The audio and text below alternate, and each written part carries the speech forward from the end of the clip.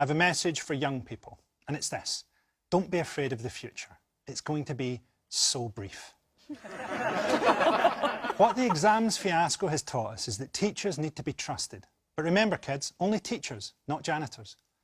I wonder if the government care enough about young people. To many in the British establishment, the generation gap means little more than the distance separating them on the reverse stroke from a teenage prostitute.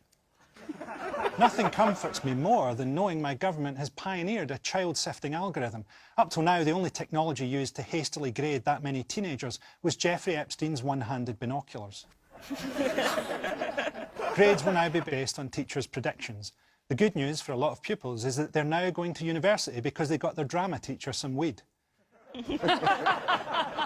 A-level students were out in the streets shouting "fuck the algorithm" in a poignant and ultimately pointless protest against the AI-enabled bulldozer of disenfranchising technology that will see everyone except plumbers replaced by robots within about 18 months.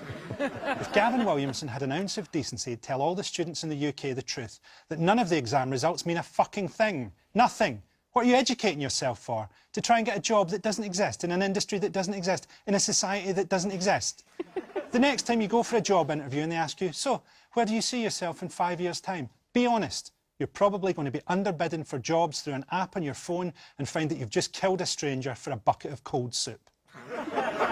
While at night, the state-of-the-art androids who patrol the streets use your anus as a scabbard to keep the rust off their stun sticks.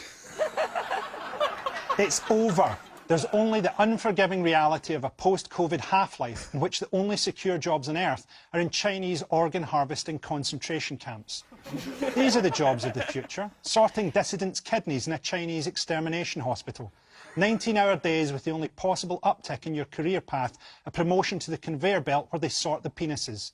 The premium cocks go into the tub for export to the US. Anything a bit bent or bumpy goes into the cat food hopper. After a month as a dick sorter, you barely have to look at the belt. Your fingers become so adept at sensing the quality of cock meat that you can accurately grade severed members into a dozen different knob hoppers while watching Good Morning Beijing. Years from now, an excited teenager will get 2 A's and a B in their A-levels and celebrate because they've got a conditional offer from a Wuhan penis factory. They'll excitedly run and tell their parents the good news before remembering their parents and everyone else in their family died in the second wave of coronavirus.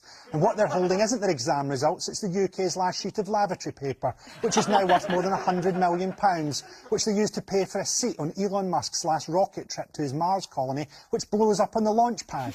And the last thought that passes through their mind as the flames rip through the capsule: fuck knows, I'm not a mind reader, I'm a barely sentient relic from the dying world of a type of comedy that will soon rightly be erased from history.